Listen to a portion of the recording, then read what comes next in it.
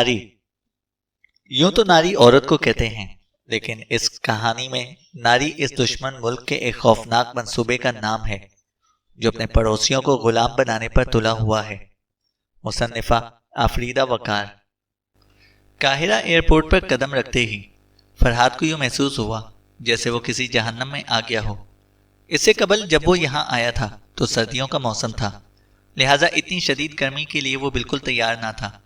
مسافروں کے لیے لاؤنج پہنچتے پہنچتے وہ پسینے میں شرابور ہو گیا۔ گرمی اتنی شدید تھی کہ جسم بھیگتا جا رہا تھا۔ لاؤنج میں داخل ہوتے ہی وہ کولڈ ڈرنک کاؤنٹر تک گیا اور لائم جوس کے 2 گلاس پینے کے بعد اس کے حواس قائم ہوئے۔ ہوٹل ہلٹن میں اس کے لیے کمرہ پہلے سے مخصوص تھا۔ فرحاد وہاں پر جا کر جی بھر کے نہایا اور پھر اس نے ٹیلی فون پر شاہانی سے بات کی۔ اس نے فوراً ہی اسے اپنے ہوٹل میں آنے کی دعوت دی۔ شاہانی کا ہوٹل شہر کے مرکزی حصے میں واقع تھا۔ اس نے ہوٹل کی 8ویں منزل کے 2 کمرے لے رکھے تھے۔ فرحاد سے گفتگو کے دوران وہ اپنے بازو پر بار بار کھجاتا تھا۔ یہاں کی گرم اور مرطوب آب و ہوا میں ہر سال مجھے تکلیف شروع ہو جاتی ہے، شاہانی نے بتلایا۔ مجھے افسوس ہے کہ جمال صاحب نے قاہرہ کی اس بلا کی گرمی میں تم کو قاہرہ بھیج دیا۔ ویسے تمہیں جانے کی ضرورت نہیں، ہم یہیں ہوٹل میں بیٹھ کر قاہرہ کے تمام تفریحی مقامات کی رپورٹ بنا لیں گے، لیکن خدا کے لیے جمال صاحب کو نہ بتلا دینا، وہ ہر چیز کے مشاہدے پر اصرار کرتے ہیں۔ گزشتہ مرتبہ جب وہ آئے تھے تو یہاں کی زندگی عذاب کر دی تھی، ہر جگہ خود جا کر دیکھتے تھے۔ وہ احرام مصر کی چھت پر خود چڑھنے کے بعد مطمئن ہوئے تھے۔ کئی ہفتوں تک میرا جوڑ دکھتا رہا تھا، شاہانی بولا۔ تم تو بالکل عورتوں کی طرح شکوہ کر رہے ہو، فرحاد نے کہا، اور عورتوں کے ذکر پر مجھے کام یاد آ گیا۔ سنا یہاں آج کل بھارت کا کوئی سرکاری وفد آیا ہوا ہے؟ فرحاد بولا۔ ہاں، وہ تمہاری ہوٹل میں مقیم ہے، شاہانی نے بتلایا۔ وہ کس سلسلے میں آئے ہیں کچھ معلوم ہے؟ فرحاد نے پوچھا۔ خدا جانے، لیکن ہلٹن کا بارمین احمد بتلا رہا تھا کہ سفارت خانے نے ایک بہت بڑا ریفریجریٹنگ پلانٹ لگایا گیا ہے، شاہانی نے کہا۔ وہ کس لیے؟ فرحاد نے پوچھا۔ کچھ پتہ نہیں، شاہانی بولا۔ اتنی دیر کی مختصر سی ملاقات میں ہی اسے شاہانی کا بہت پسند آیا تھا اور اس کا دل کہتا تھا کہ اس پر اعتماد کیا جا سکتا ہے۔ شاہانی، میں تم کو ایک اہم راز بتلانے جا رہا ہوں، اتنا اہم کہ بس تم اس کا اندازہ نہیں کیا جا سکتا۔ میں یہاں تفریحی مقامات پر رپورٹ تیار کرنے نہیں آیا۔ میری آمد کا اصل مقصد بھارتی وفد کی مصروفیات کے بارے میں معلومات حاصل کرنا ہے۔ جمال صاحب کا ہر کام پراسرار ہوتا ہے، شاہانی نے مسکراتے ہوئے کہا۔ ویسے معلوم کیا کرنا ہے؟ شاہانی بولا۔ تم صرف یہ معلوم کرو کہ ان کی یہاں آمد کا اصل مقصد کیا ہے، فرحاد نے کہا۔ اوکے باس، شاہانی نے ہنستے ہوئے کہا۔ فرحاد جب دوسری صبح کو بیدار ہوا تو بہت تھکا ہوا تھا۔ کمرہ ایئر کنڈیشن تھا، لیکن دریچے کے شیشے سے باہر کا منظر صاف نظر آ رہا تھا۔ اس نے کافی کا آرڈر دیا اور دریچے کے پاس بیٹھ کر اسے پیتا رہا۔ دریائے نیل کے دوسرے کنارے پر بنا ہوا ریس کورس سامنے تھا۔ کچھ فاصلے پر جزیرے کی بلند عمارتیں اور ان کے کنارے لگے ہوئے پام کے لمبے لمبے درخت دکھائی دے رہے تھے، اور بائیں جانب ایک خوبصورت سی بادبانی کشتی دریا کی لہروں پر رواں دواں تھی۔ بڑا پرسکون منظر تھا۔ اسے امید تھی کہ شاہانی نے ضرور کچھ کام دکھایا ہوگا اور کچھ معلومات حاصل کی ہوں گی۔ یہ بھی اتفاق تھا کہ بھارتی وفد اسی ہوٹل میں ٹھہرا ہوا تھا، لیکن یہ معلوم کرنا ضروری تھا کہ ان کا قیام کس جانب اور کن کمروں میں ہے۔ اس نے فیصلہ کیا کہ صبح سویرے سکا راجہ کی سیر کی جائے۔ ذرا دیر بعد وہ کرائے پر حاصل کی ہوئی کار پر غازہ جانے والی روڈ پر سفر کر رہا تھا۔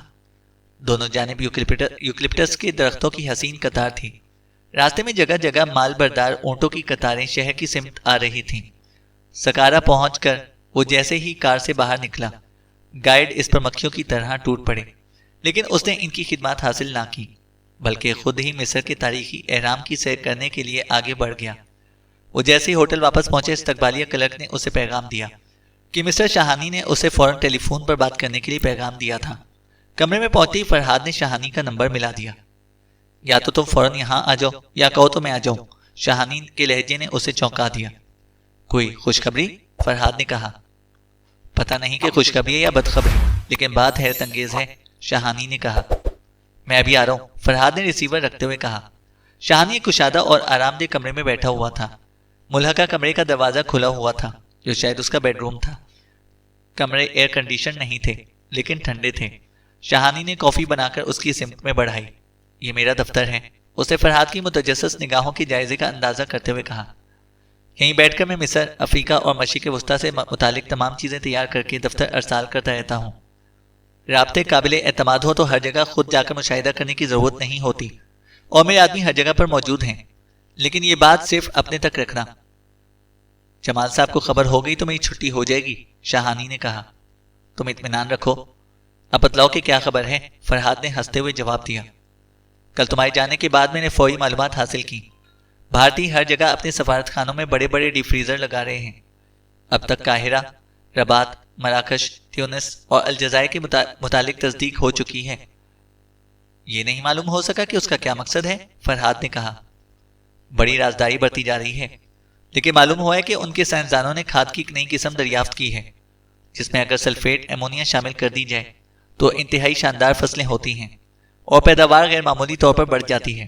وہ تمام ترقی پذیر ممالک میں اس نئی کھاد کو تقسیم کرنا چاہتے ہیں، لیکن اس کھاد کے اجزاء کو فریزر میں محفوظ کرنا ضروری ہے، اس لیے تمام زرعی ممالک کے سفارت خانوں میں اس کو ذخیرہ کرنے کے لیے بڑے بڑے فریزر بنائے جا رہے ہیں تاکہ کیمیائی اجزاء خراب نہ ہونے پائیں، شاہانی نے کہا۔ بات کچھ پلے نہیں پڑی، فرحاد نے کہا۔ اسے شدید مایوسی ہوئی تھی۔ اس کیمیائی کھاد کا چوہوں یا ناری سے کوئی تعلق نظر نہ آتا تھا۔ میں بھی حیران ہوں، اگر بھارت نے واقعی ایسی کوئی کیمیائی کھاد ایجاد کر لی ہے تو سب سے پہلے خود ان کو اس کی ضرورت ہے، شاہانی بولا۔ اتنے بڑے پیمانے پر دوسرے ممالک کو سپلائی کرنے کی کیا ضرورت پیش آ گئی، اور پھر اس کا ذخیرہ کرنا سفارت خانوں میں کیوں ضروری ہے، شاہانی بولا۔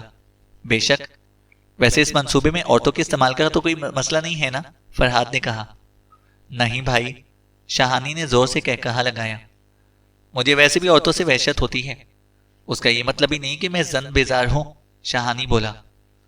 عورت کے بغیر زندگی بے کیف ہے، فرحاد نے فلسفیانہ انداز میں کہا۔ خیر تم یہ بتلاؤ کہ اور کوئی اہم بات تو معلوم نہیں ہوئی؟ نہیں، صرف اتنا معلوم ہو سکے کہ بھارتی وفد کل وزیر زراعت سے ملاقات کر رہا ہے اور پھر مشرقی افریقہ روانہ ہو جائے گا، شاہانی بولا۔ اس تجربے میں کئی چوہوں کا کوئی ذکر آیا ہے؟ فرحاد نے کہا۔ چوہے؟ شاہانی حیران ہو کر بولا۔ ہاں، مثلاً یہ کھاد چوہوں کے ملید سے تو نہیں بنائی جا رہی، فرحاد بولا۔ اوہ، شاہانی کو متلی آ گئی۔ مجھے سوچ کر ہی کیا آنے لگی ہے۔ فرحاد اپنے ہوٹل کے کمرے میں لیٹا تھا۔ شدید گرمی کے باوجود باہر نکلنے کی ہمت نہ تھی۔ پہلے اس کا خیال تھا کہ ناری کا اصل مقصد قاہرہ میں ہی طے ہو جائے گا، لیکن اب ایسا لگتا تھا کہ دشمن کے تعاقب میں افریقہ کی خاک بھی چھاننا پڑے گی۔ اب یہ ضروری ہو گیا تھا کہ جمال صاحب کو مطلع کر دیا جائے۔ اس نے آپریٹر کو نمبر دے کر بیرون ملک نمبر ملانے کے لیے ایک کال بک کرنے کی ہدایت کی، لیکن جواب میں شہلا کی آواز سنائی دی۔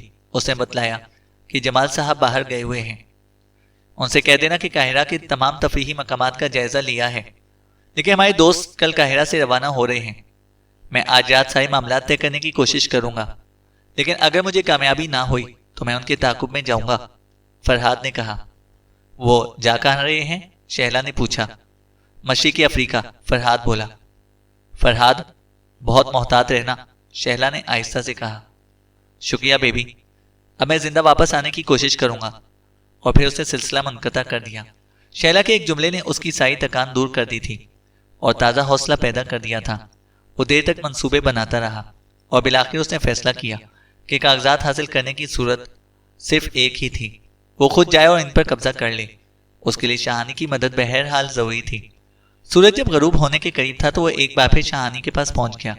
حسب عادت شاہانی کھانے میں مشغول تھا، شاید اس کے موٹاپے کا یہی راز تھا۔ خیریت تو ہے؟ اس نے فرحاد کو دیکھ کر پوچھا۔ ہاں، میں نے ابھی جمال صاحب سے فون پر رابطہ قائم کیا تھا، مجھے نہیں معلوم تھا کہ وہ تم پر اتنا اعتماد کرتے ہیں، فرحاد نے کہا۔ واقعی؟ کیا کہہ رہے تھے؟ شاہانی خوش ہو کر بولا۔ کہہ رہے تھے کہ شاہانی پر مجھے پورا اعتماد ہے اور تم اس کی صلاحیتوں سے فائدہ اٹھا سکتے ہو، فرحاد نے کہا۔ اوہ، جمال صاحب بڑے مردم شناس آدمی ہیں، شاہانی کی باتیں کھل گئیں۔ اب تم جلدی سے ایک کام کرو، ہوٹل ہلٹن فون کر کے ڈاکٹر بنرجی سے میری ملاقات کا بندوبست کرو، فرحاد نے کہا۔ ناممکن، بنرجی کسی سے بھی نہیں ملتا، اور پھر وہ صرف بنگالی میں بات کرتا ہے جو مجھے نہیں آتی، شاہانی نے کہا۔ لیکن اسے انگریزی اور جرمن بھی آتی ہے، اسے فرینکفرٹ میں تعلیم حاصل کی ہے، فرحاد نے کہا۔ اور انٹرویو ہوگا کس سلسلے میں؟ شاہانی نے پوچھا۔ اس سے کہنا کہ میں پاک کیمیکلز کمپنی کا نمائندہ ہوں، میرا نام سکندر بخت ہے، اور میں اسے ایک بہت بڑا سودا طے کرنا چاہتا ہوں، کروڑوں روپے کا، فرحاد نے کہا۔ ٹیلی فون ملتے ہی شاہانی نے واقعی اپنی تمام تر صلاحیتوں سے بات کی اور اچانک اس کا چہرہ خوشی سے سرخ ہو گیا۔ اسے جلدی سے فون پر ہاتھ رکھ کر فرحاد کی سمت بڑھا دیا۔ لو، ڈاکٹر خود بات کرے گا۔ میں ڈاکٹر بنرجی بول رہا ہوں۔ ذرا دیر بعد بنرجی کی صاف آواز سنائی دی۔ وہ بڑی شستہ انگریزی بول رہا تھا۔ آپ کس سودے کے لیے مجھ سے ملنا چاہتے ہیں مسٹر سکندر؟ اس سلسلے میں فون پر بات کرنا ممکن نہیں ہے ڈاکٹر، فرحاد نے اسے کہا۔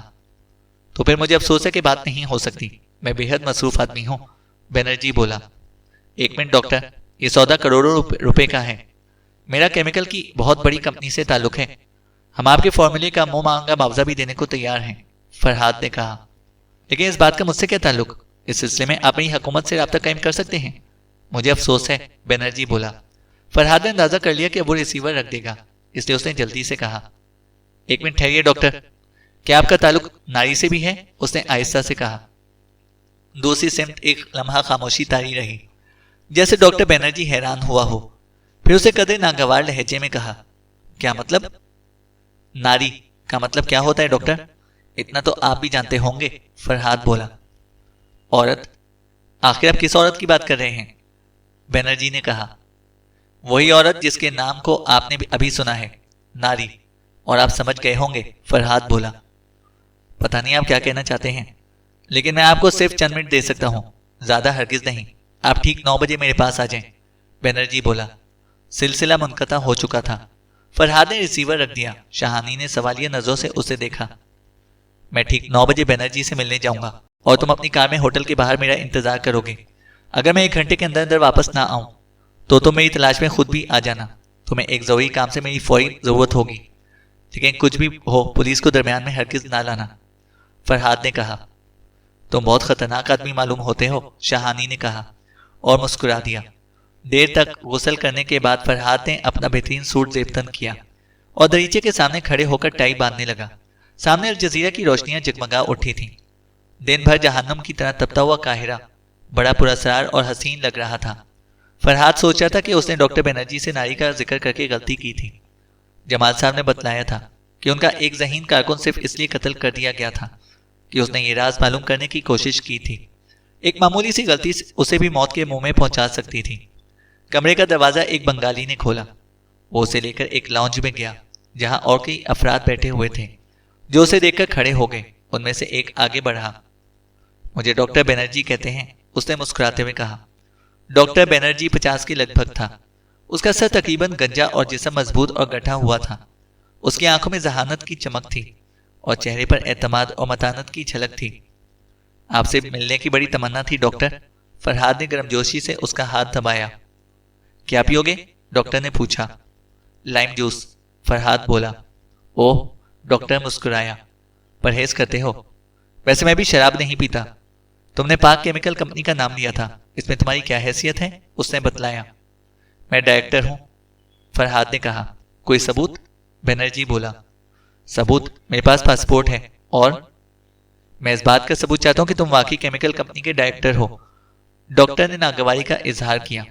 پاسپورٹ کے علاوہ کوئی ثبوت دو، وہ بولا۔ میں یہاں صرف تفریح کے لیے آیا تھا، اس لیے کوئی اور ثبوت؟ فرحاد نے کہنا چاہا۔ تم چاہتے ہو کہ میں تمہاری بات پر بلا کسی تصدیق کے اعتبار کر لوں؟ یہ ناممکن ہے، ڈاکٹر نے جھنجھلا کر کہا۔ لیکن اس کے علاوہ اور کوئی چارہ نہیں ہے ڈاکٹر، فرحاد نے کہا۔ تم مجھ سے کیا بات کرنا چاہتے ہو؟ ڈاکٹر نے پوچھا۔ آپ نے جو حیرت انگیز کیمیائی کھاد ایجاد کی ہے، میں اپنی کمپنی کے لیے اس کے فارمولے کا کاپی رائٹ چاہتا ہوں، اور ہم اس کے لیے آپ کو ہر طرح کی گارنٹی اور قیمت ادا کرنے کو تیار ہیں، فرحاد نے کہا۔ تم کو یہ کہاں سے معلوم ہوا کہ ہم نے ایسی کوئی چیز ایجاد کی ہے؟ بنرجی نے کہا۔ اس بات کو راز ہی رہنے دے تو بہتر ہے، فرحاد بولا۔ اوہ، تم نے فون پر یہ کیوں کہا تھا کہ تمہاری کمپنی کو ناری یا عورتوں سے بھی دلچسپی ہے؟ کیا یہ صرف مذاق تھا؟ ڈاکٹر کی پیشانی پر بل پڑ گئے تھے۔ نہیں، یہ مذاق نہ تھا، فرحاد نے جواب دیا۔ پھر تمہارا اس سے کیا مطلب تھا؟ ڈاکٹر نے پوچھا۔ میرا خیال تھا کہ آپ سمجھ گئے ہوں گے، لیکن ایسا لگتا ہے کہ میں نے غلط شخص سے بات چھیڑ دی تھی، فرحاد بولا۔ مسٹر سکندر، تم ہمیں دھوکہ نہیں دے سکتے۔ مجھے یقین ہے کہ تم کسی کیمیکل کمپنی سے تعلق نہیں رکھتے ہو، ڈاکٹر بولا۔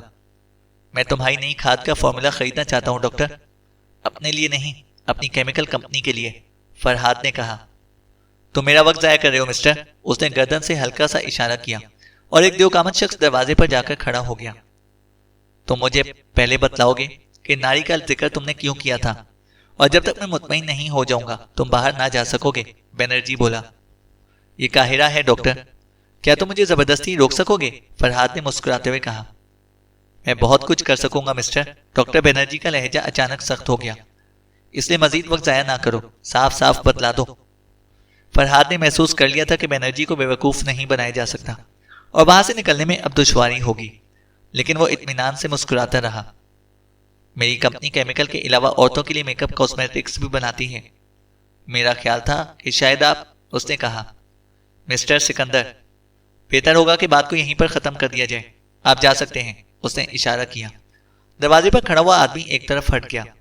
فرحاد واپسی کے لیے مڑا، لیکن ابھی اس نے قدم بڑھایا ہی تھا کہ دروازہ کھلا اور کنول اندر داخل ہوئی۔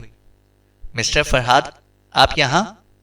فرحاد نے دروازے کی سمت قدم بڑھایا، لیکن اسی لمحے دیوکامت شخص پھرتی سے سامنے آ گیا، اور اس سے پہلے کہ وہ کچھ کر سکتا کسی نے پیچھے سے اس کو جوڈو کی آہنی گرفت میں لے لیا۔ اس نے گرفت سے نکلنے کی کوشش کی، لیکن دوسرے ہی لمحے وہ زمین پر پڑا تھا۔ تو تم فرحاد ہو، بنرجی مسرت آمیز لہجے میں بولا۔ ہم تمہارے منتظر تھے، لیکن یہاں نہیں، نیروبی میں، تم وقت سے پہلے ہی ٹپک پڑے۔ فرحاد نے بڑی کوشش کی، لیکن وہ تعداد میں کئی تھے اور سب جوڈو کے ماہر تھے، اس لیے چند لمحے بعد ہی وہ اس کو بے بس کرنے میں کامیاب ہو گئے۔ اس کے ہاتھ پیر مضبوطی سے باندھ دیے گئے۔ کنول اور بنرجی بنگالی میں گفتگو کرتے رہے۔ ان کی زبان اتنی تیز چل رہی تھی کہ فرحاد کچھ سمجھ ہی نہ سکا۔ بالآخر بنرجی اس کی سمت میں بڑھا۔ ہمیں تم سے کچھ سوالات پوچھنے ہیں فرحاد، لیکن اس کے لیے یہ جگہ مناسب نہیں ہے۔ تم خاموشی سے ہمارے ساتھ چلنے پر رضامند ہو جاؤ، یا تم کو بوری میں بند کر کے لے چلیں، بنرجی نے کہا۔ میں خود چلنے کو تیار ہوں، فرحاد نے جواب دیا۔ تو پھر کوئی گڑبڑ نہ کرنا، بنرجی بولا۔ میرے 2 آدمی تمہارے پیچھے رہیں گے، اور اگر تم نے ذرا بھی حرکت کی تو انجام کے تم خود سے ذمہ دار ہوگے، بنرجی بولا۔ انہوں نے اس کی بندشیں کھول دی اور چلنے کا اشارہ کیا۔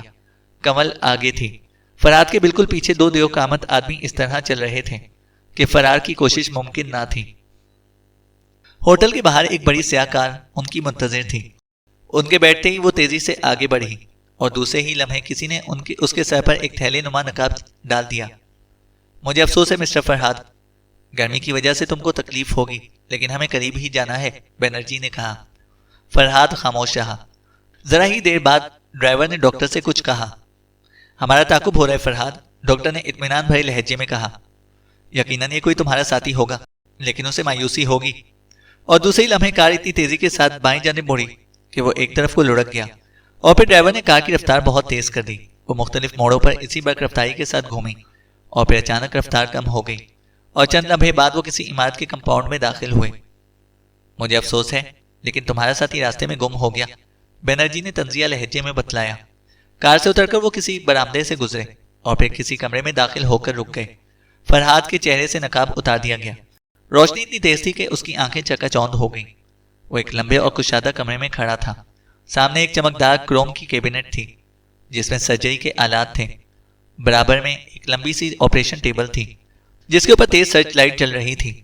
ایسا لگتا تھا جیسے وہ کسی اسپتال کے آپریشن تھیٹر میں ہو، لیکن اسے آرام دہ کرسی پر بٹھا کر اس کے ہاتھ دستے تک باندھ دیے گئے۔ ایک تیز پاور لیمپ شیڈ اس کے چہرے کی سمت میں گھما دیا گیا۔ اگر تم نے میری چند سوالوں کے جوابات صحیح دے دیے تو تمہیں کوئی نقصان نہ پہنچے گا، ڈاکٹر بنرجی نے کہا۔ سب سے پہلے تو یہ بتاؤ کہ جمال شہابی کو میری تنظیم کے بارے میں کیا معلوم ہے، بنرجی نے پوچھا۔ کچھ زیادہ نہیں، فرحاد نے جواب دیا۔ اسے معلوم تھا کہ بالکل جھوٹ بولنا بیکار ہوگا، اس لیے ایسا جواب دیا جائے جو ہضم ہو سکے۔ ایک اخبار کے ایڈیٹر کی حیثیت سے انہیں معلوم ہے کہ تم نے فرینکفرٹ یونیورسٹی میں پھر ماسکو میں تعلیم حاصل کی ہے۔ تم سب ذہین سائنسدان ہو، حکومت کے ملازم نہیں ہو، پھر بھی سرکاری وفد کے سربراہ کی حیثیت سے مختلف ممالک کے دورے کرتے پھر رہے ہو، اور کسی خاص مقصد سے افریقی ممالک آئے ہو۔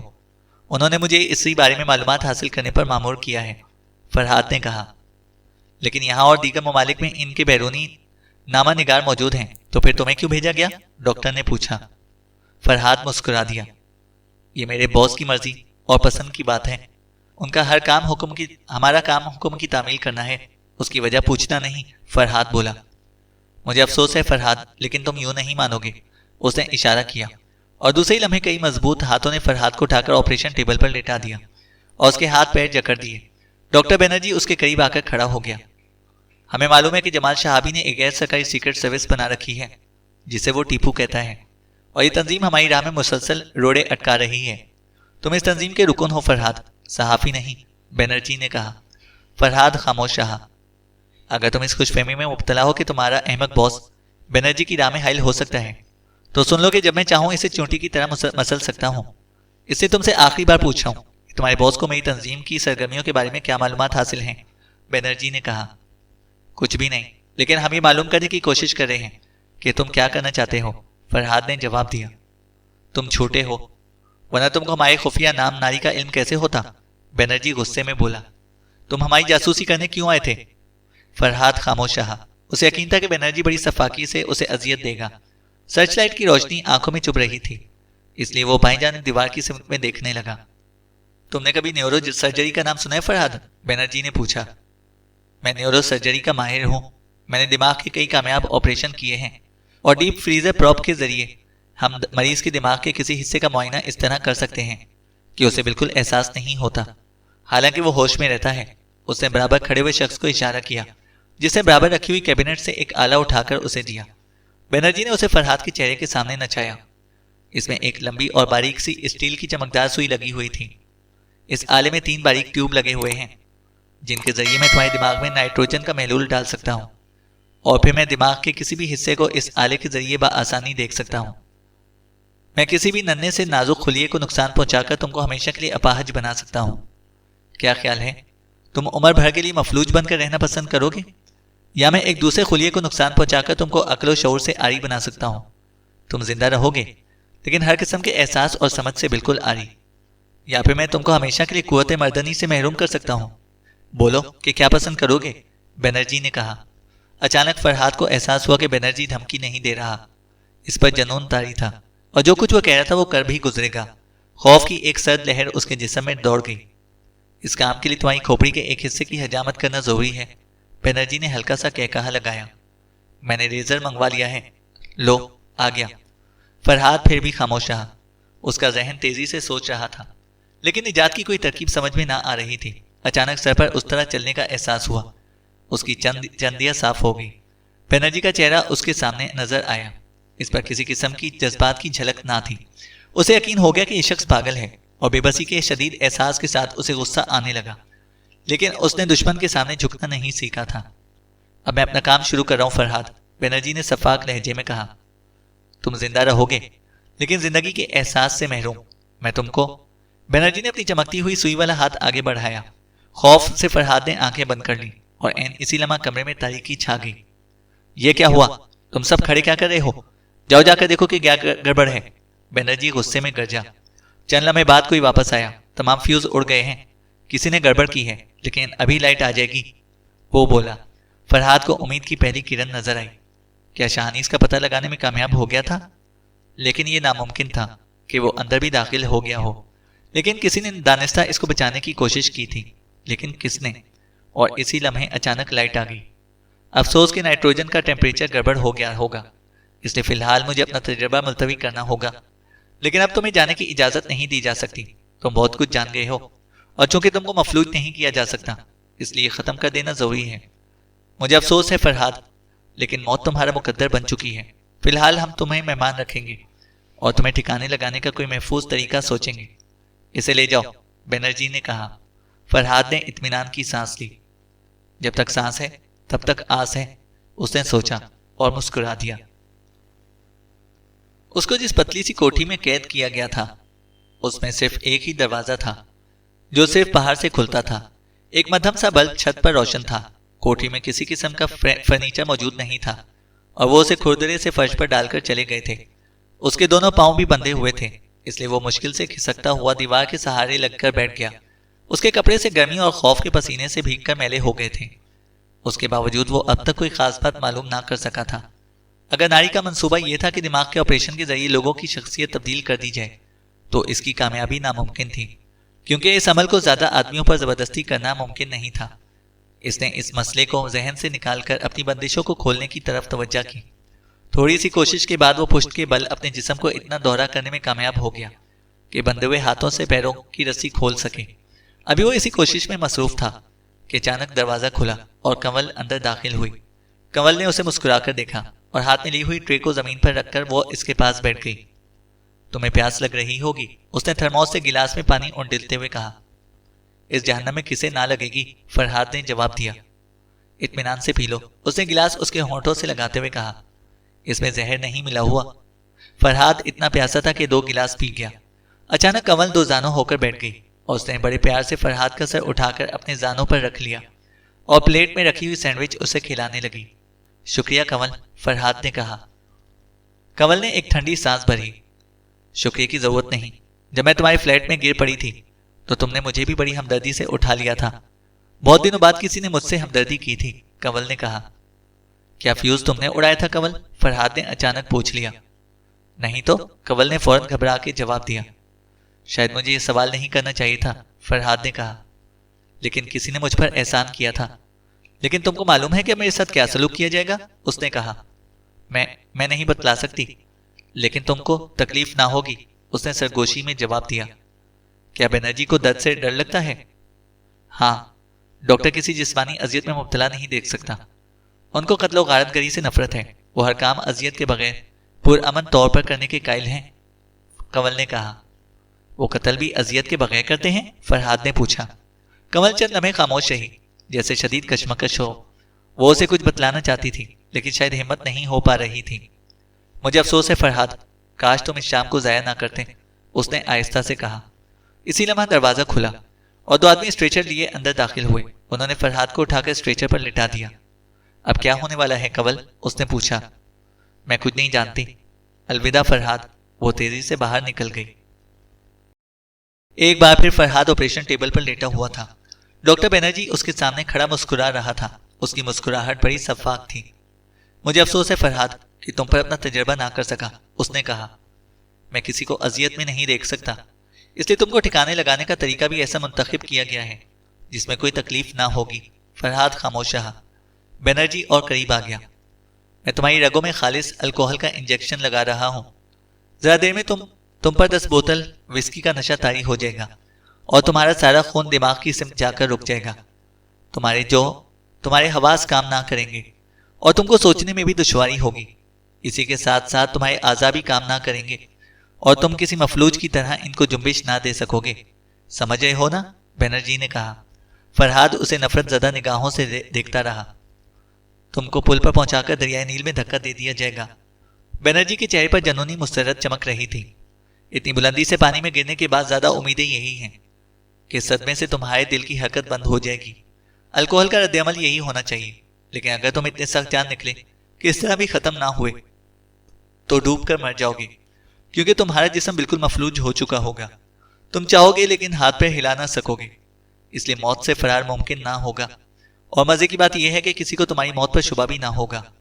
جب صبح تمہاری لاش کا پوسٹ مارٹم ہوگا تو پیٹ سے اتنی الکوہل برآمد ہوگی کہ لوگ یہ سمجھیں گے کہ تم حد سے زیادہ پی گئے تھے اور اسی عالم میں پل پر ٹہلتے ہوئے دریا میں گر پڑے۔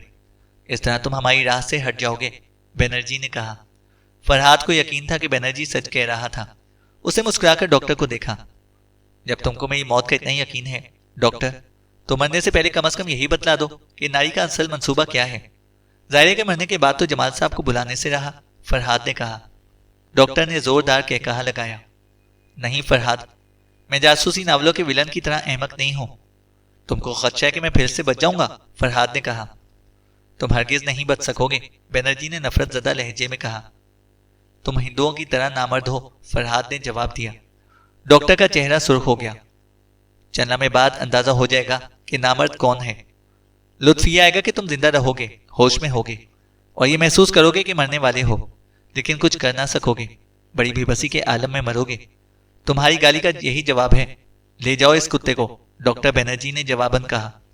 انہوں نے فرحاد کے ہاتھ پیر کھول دینے اور اسے سہارا دے کر کھڑا کر دیا، لیکن اس کے پیر لڑکھڑا رہے تھے، سر گھوم رہا تھا۔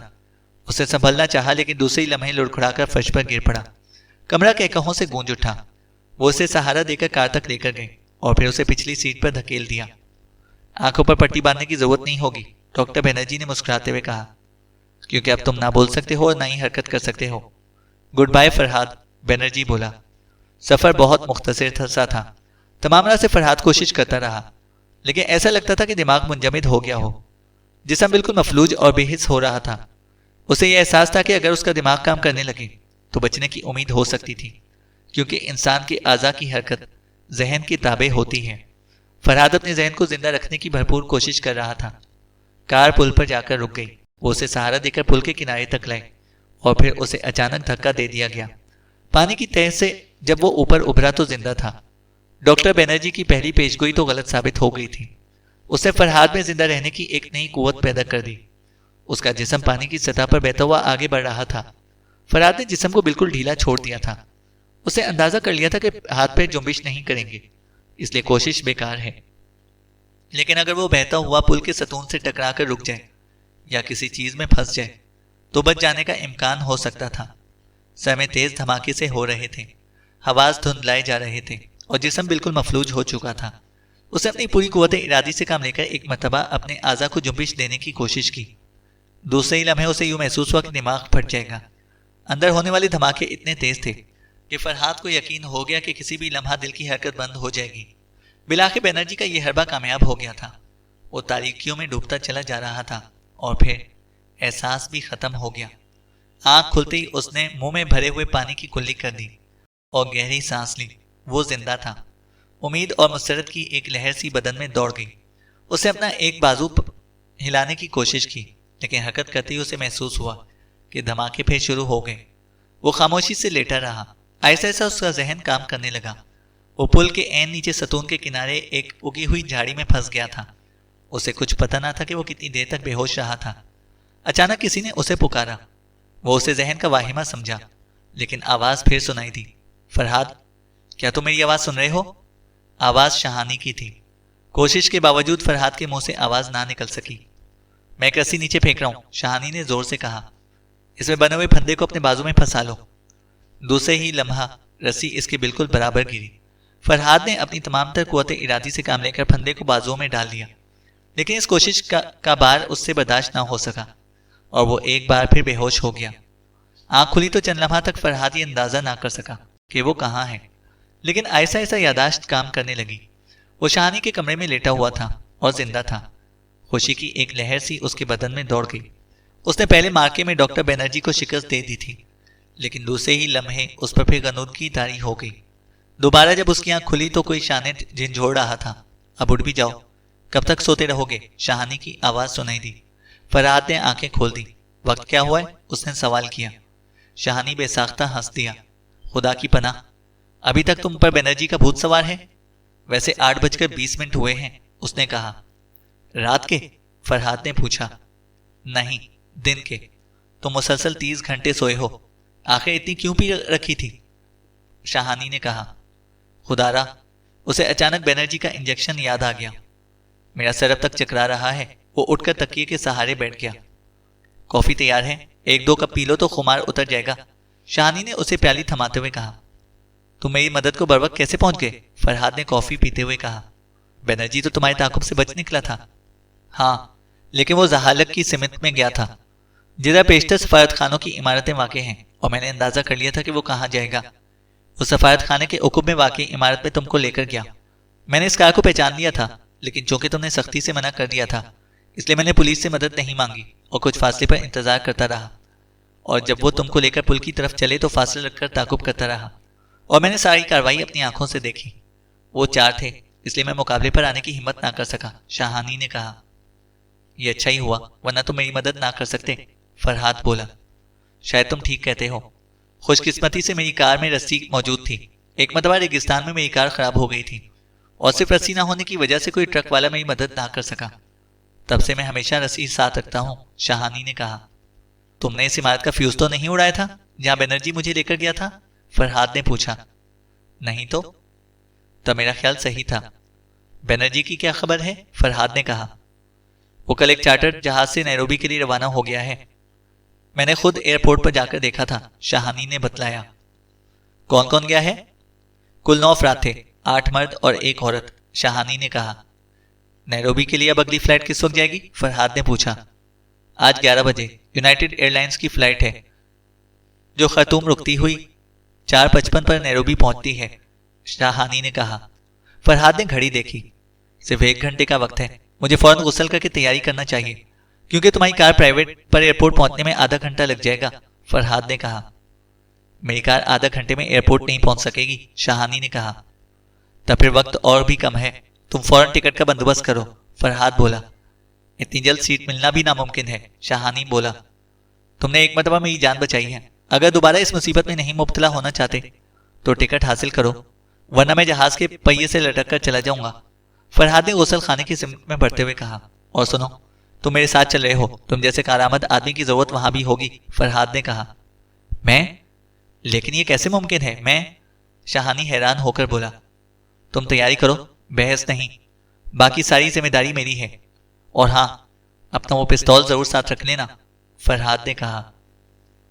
چینل کو سبسکرائب کریں اور بیل آئیکن کو پریس کریں تاکہ ہماری ہر اپڈیٹ آپ کو بر وقت مل سکے.